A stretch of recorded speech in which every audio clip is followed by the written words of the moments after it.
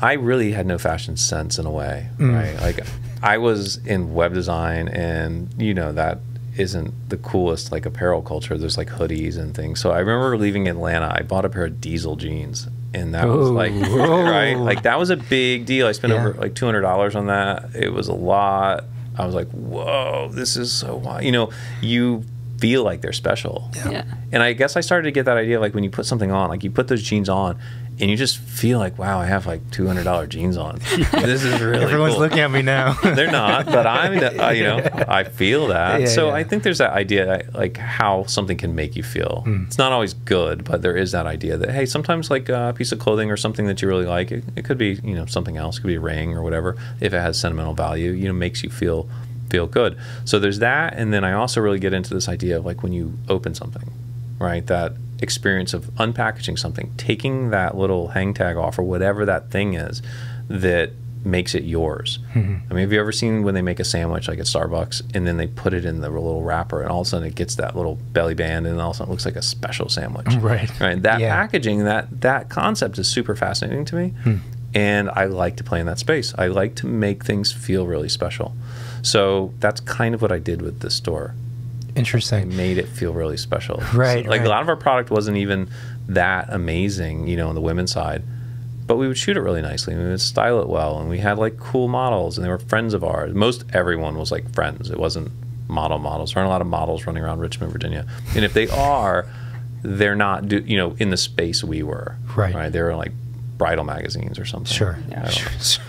Which we weren't really in that market. I don't think it would really match from what I understand of the company. Yeah, like all our friends were tattooed, and you know, that became a thing. But most of the things we did, I feel like, were intuitive in a way, right? Like it felt right. We were being genuine. It was like honesty in how we presented product, what we bought. Like you touched on that word. Those were things that we believed in. We bought brands we liked. Like I would wear it, and I remember Common Projects. I ordered a pair and wore them. They'd been around for a little bit, but they weren't huge.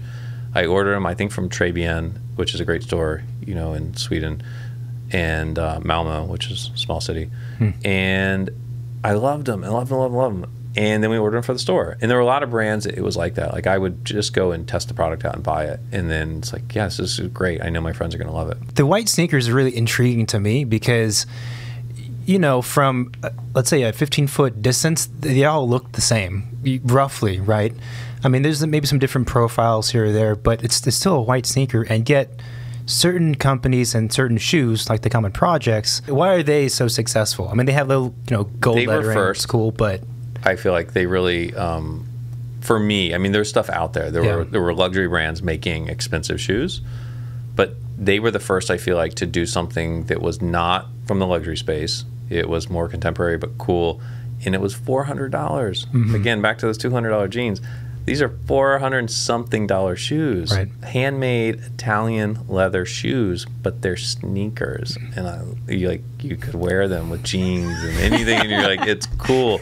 They were really nice because they never made an outfit look dumb, and I think shoes are the most important thing in any outfit, right? You could change your shoes 3 times and your outfit totally changes, whether you want to dress up or dress down or whatever it is. So getting into that like smart sneaker space, I think was new, and they were early. Now white sneakers I've loved since I was a kid. You know, there were skate companies. I remember this pair of Cream Campbells. I forget who made them. Etnies or someone, right, he skated for. But I just remembered, man, I loved white sneaker with this little like gum sole. This color combo was amazing, and they were the best. So seeing white sneakers thrive makes sense. They just aesthetically look really nice almost on anything. You know, whatever your colors are, and you have a lot more leeway to get adventurous up above the shoe because your shoes are white and they kind of balance like a palette cleanser or something. Yeah. So that little hit of those numbers, maybe, oh yeah, I like design numbers, right? Yeah. So those numbers, I don't know, they just look good. I would always tell people I count cards, which is like just a reference to gaming the system. I would pay attention to what works. I would see where things are moving. I would see when new things would happen, or you see when, you're always like, is this trend dead? Do we buy, how heavily do we buy into it? Is that brand relevant anymore? You know, like even in the beginning with like an Off-White, you watch, you're like, is this really going to work? Do you increase your buy? You know, do you go heavier into that? Because for buyers, I look at it as It's investing. It's not gambling, but like investing. They're buying objects that they think they can sell for more. Mm-hmm. And if they're not good ones, you mark them down and you either make no money or lose money. So you have to buy things that people are going to want, and you're trying to figure that out.